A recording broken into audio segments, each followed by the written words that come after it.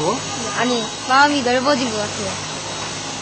아니, 나무는 그냥 사람이 아니고 동물도 아니고 식물이니까 숨을 못 쉬는 것 같은데 지금 막 들어보니까 진짜 식물도 숨 쉬는 거구나 생각 들었어요. 오늘 수업하는 거 쭉 지켜보니까 애들이 그 흥미를 느껴서인지 아니면 평소에 학교에 이렇게 있어도 그냥 지나쳤던 것들인데 그걸 새롭게 한 번 더 보게 되니까 좀 더 관심을 갖고 집중하는 모습을 보여주는 것 같았고요. 그리고 다른 때 같으면 그냥 저희 장난감 가지고 놀듯이 나무라든가 이런 것도 그냥 지나치거나 아니면 가지고 많이 놀거든요. 근데 그런 걸 자기하고 똑같이 생명이 있는 거, 감각도 가지고 있고 또 숨도 쉬고 저희 심장 소리 듣는 것처럼 어떤 박동 소리 느껴지고 이런 것들을 실제 체험하니까 나와 똑같이 살아있는 생물이구나 하는 존중하는 마음이 조금 더 아이들이 갖게 되는 것 같아요. 푸르미 이동환경교실에선 이렇게 이동 수업을 실시한 교사 40명을 대상으로 설문조사를 실시했다. 환경교육 주 1회 수업하는 교사는 반 정도. 하지만 1년에 한 달에 한 번 정도도 힘든 경우도 꽤 됐다. 이렇게 생태교육이 잘 되지 않는 가장 큰 이유는 역시 생태교육을 할 만한 장소 부족을 꼽고 있었다. 그렇다면 다른 나라의 아이들은 어떻게 생태교육을 접하고 있을까? 독일, 영국을 비롯 캐나다와 일본 등 여러 선진국에선 이미 학교 안에 생태교육에 적합한 숲을 조성하고 있는 경우가 많다. 그리고 실제 아이들 학습 환경에 녹색 공간이 왜 필요한지에 대한 연구도 지속적으로 되어왔다.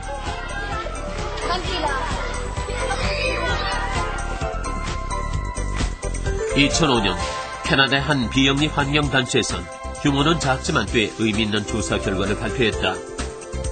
학교 숲을 활용했을 때 아이들의 변화를 지켜본 교사와 학부모를 대상으로 한 설문조사 결과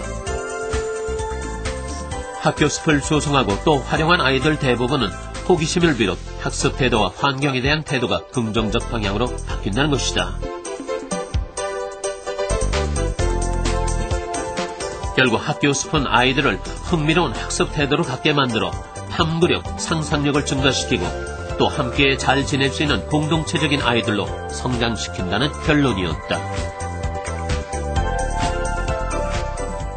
우리나라 이제 학교에 많은 곳에 이제 숲이 만들어지고 있습니다. 그 학교에 숲을 만드는 가장 중요한 이유 중에 하나는 그 학교에 일상적으로 많은 학생들이 또는 교직원들이 생활하는 어떻게 보면 생활의 뜰이고 생활의 공간인데 이러한 일상적인 공간에서 자연을 체득하고 이해할 수 있는 그런 아주 좋은 공간이 바로 학교 숲이라고 생각할 수 있습니다.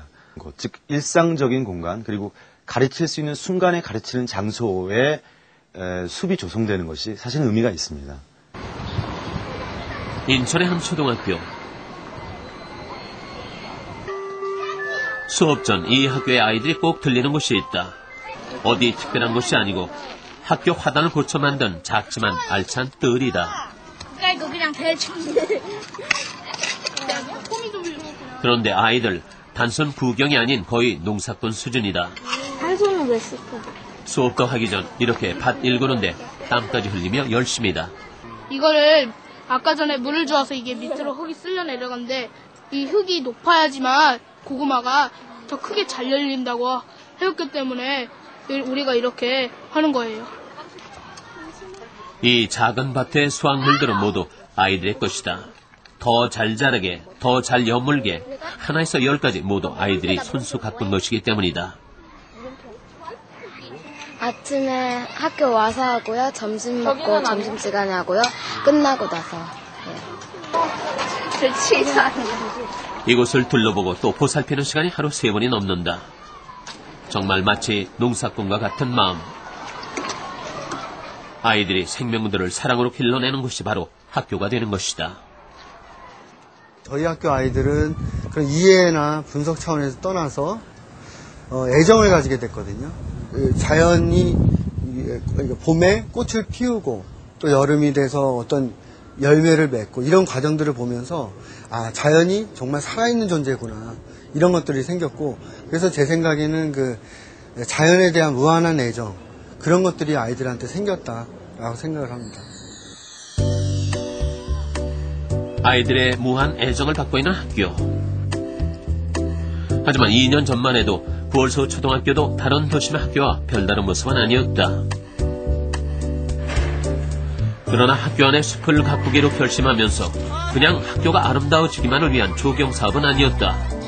구월소 초등학교가 진정 달라질 수 있었던 이유는 바로 선생님부터 학부모, 아이들에게 이르기까지 학교 구성원 모두가 숲을 가꾸는 데 참여했기 때문이다.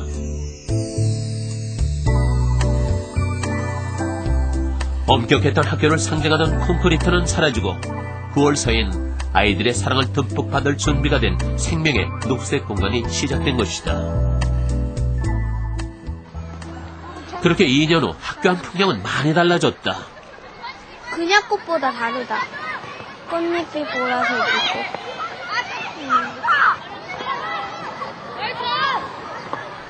등굣길도 모자라 하굣길에도 꼭 지나치게 되는 것. 어느 누가 시키지 않아도 이런 풍경은 이제 구월소에서 너무 자연스럽다.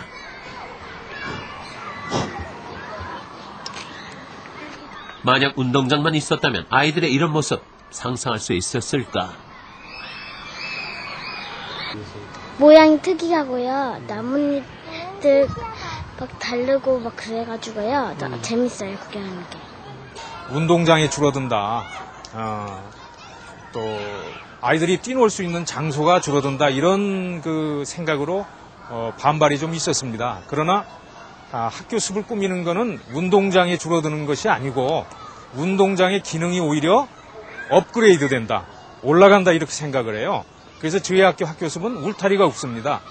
아이들이 그 속에서 뛰고 생활하고 활동할 수 있게끔 돼 있어요. 그래서 오히려 아이들이 활동하기에 더 좋은 더 영역이 넓어진 거라고 볼 수가 있는 거죠. 단풍나무잎, 그렇죠? 그것은 곧 학교 수업의 기능이 업그레이드 됐다는 얘기와 비슷하다. 우리는 잘 몰랐는데 학교 숲에 나무들이나 꽃들이 많아지면서 우리가 몰랐던 평소에 못 느끼던 이런 보물들이 있어요. 그 보물